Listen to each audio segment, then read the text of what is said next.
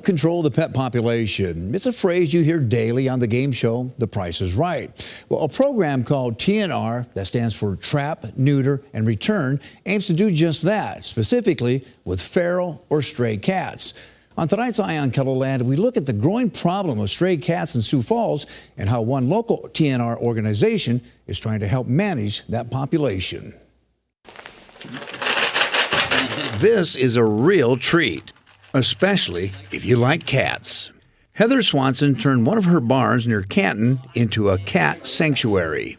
She's been rescuing cats for 8 years. This is a personal project of mine because with rescue, there's so much fallout. There's cats that you're going to take in that aren't adoptable. Where do they go? I won't just release them outside. So she's built them their own place with all the kitty creature comforts. But Swanson is on another mission now with the Sioux Empire TNR Coalition to trap, neuter, and return wild cats back to where they were found. The goal is simple. To reduce feral cat numbers, to just control the population. You have them out there just breeding uncontrollably. It's bigger than you think. Matt Tugas started the Sioux Empire TNR Coalition a year and a half ago because he recognized there's a problem with feral cats. We don't really know exactly what's out there, but I can tell you from experience, if you put a trap downtown Sioux Falls, you're going to catch cats. Feral cats can't be socialized, they shun most human interaction, and do not fare well in confinement. But the Sioux Empire TNR organization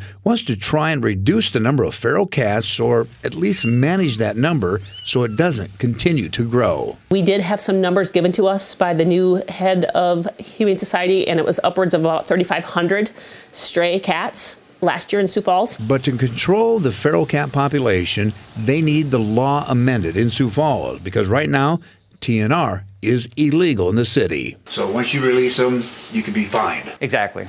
While the TNR program has shown signs of success all across the country, it's run into some resistance in Sioux Falls. I don't know that there's necessarily any resistance to that. We've met with the group. Animal Control has met with this group.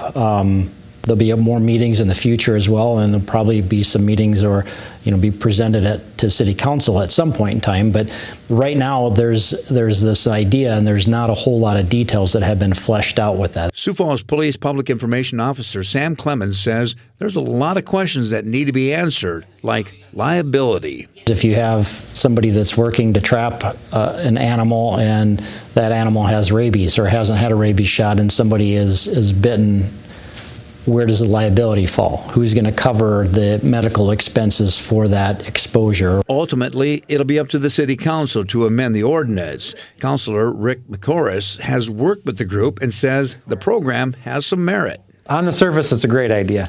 It always gets into the detail of, we got animal control involved, and we've got legal issues of liability involved. Once we touch something, city potentially takes on liability. We got to understand what all of that is. So the City Council is now working with the city attorney to try and get some answers to those questions. To try to understand if they were to make a change to some of our ordinance, what would they recommend? We'll look at that, and then we'll decide if there's anything we want to go to take a step further. Tugas has been to City Council meetings before, pleading his case to get the law amended. He says he won't stop. I'm just going to make City Council aware of what our landscape is as far as animal welfare goes in Sioux Falls. I think once we open the eyes and we can show City Council what it really looks like, how many phone calls we get on a daily basis about this stuff, it might inspire some action. We are just asking for the legal ability to go in with our funds when we get a call of a cat under a deck or whatever and fix that cat and put that cat back.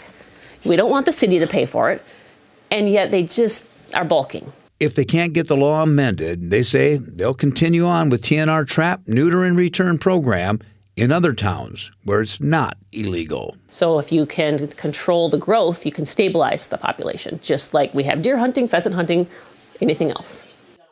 And McCorris says that he thinks the city will be taking up the matter within the next 30 days.